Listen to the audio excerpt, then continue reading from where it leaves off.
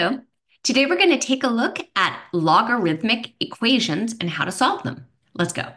Okay, so let's start with this equation. Negative log base 8 of n equals 1. If you haven't looked at my videos on how to switch from exponential to logarithmic and back again, take a pause, go check out this video. But if you've already looked at those and you're familiar, then the first thing we're going to want to do here is we're going to want to make it just logarithm, not negative log. Negative log means -1 times. So we get rid of that by dividing both sides by -1. Okay. Our next step here, we have two options. One is we can switch this from logarithmic form to exponential form. Okay, so how do we do that? Quick reminder. So we read this as log base 8. That's the reminder that 8 is the base of our exponent. Now, what a log always equals is the exponent. So that's 8 to the -1. And then what does it equal? Well, it equals the thing we haven't used yet, n. Okay, and that is how we go from logarithmic form to exponential form. To finish solving 8 to the -1, well, anything to the -1 means 1 over that same expression just minus the negative. So that would look like, and that's our final answer. Now, you sometimes will encounter the instruction to exponentiate. And what that means is the following. It means make each of these things an exponent. And so since it's log base 8, I will choose 8 as my base. And then these two things which are equal to each other will become the exponents here. Okay, and that's called to exponentiate. And the reason we would do that is 8 to the log base 8 of n is simply n. And now we're back to exactly where we were when we decided to solve it by going from logarithmic form to exponential form. Okay? So one way, the other way, you get to the same end. Let's take a look at another.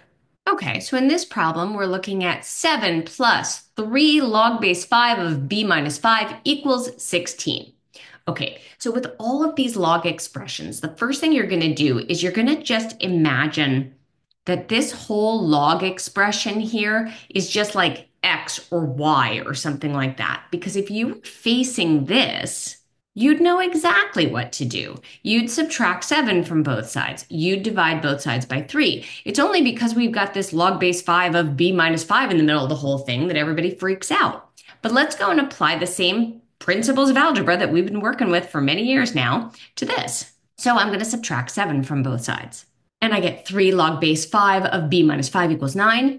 Now I'm going to divide both sides by 3. And now here I am again at log base something of something equals something. I'm going to switch it from log form to exponential form because I need to liberate my variable, but it's sitting there in the middle of a logarithm. Okay, so here I go. Again, switching to exponential form, I need to start with my base, log base 5. Okay, what does a log always equal? It always equals the exponent.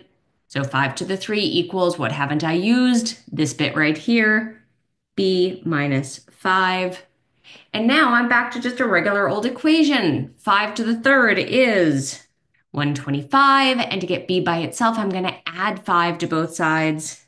And there I've solved my log equation. Okay, so now my math joke, a logarithm and a quadratic walk into a bar. Bartender says, let's do the next problem. Okay, the log base 3 of x plus 2 plus the log base 3 of x plus 3 equals 2. Okay, we can't proceed the way we did before because we've got 2 logarithms on this side of the equation, so we can't just switch to exponential form. However, these logs have the same base, and we know there are rules about when you are adding logs of the same base. If this is unfamiliar, go check out this video. But assuming you know what I'm talking about, we're going to use the product rule, which says that when you are adding 2 logarithms of the same base, that is like the logarithm, that base, of those 2 things times each other. Okay, well, an x plus 2 times an x plus 3, that sure looks like a quadratic to me. Okay, What do we do now? Now we can go ahead and switch this to exponential form. So again, log base 3, a log always equals the exponent equals the thing we haven't used yet. And 3 squared is 9. And I move that 9 to the other side. And I get 0 equals x squared plus 5x minus 3. And I have been deeply unkind to us because that is not easily factorable. So we jump straight to quadratic formula. If you've never watched my video of the quadratic formula song, you haven't lived, go click on that. But let's go ahead and fill this in. Okay, so that's plugging these numbers into our quadratic formula, and that simplifies to the beautiful expression -5 plus or minus the square root of 37 all over 2. All right, my friends, those are 3 examples of solving with logarithms. I want to end with a trick question that teachers often put on problem sets. Log base 2 of 4x minus 6 equals log base 2 of 3x plus 10.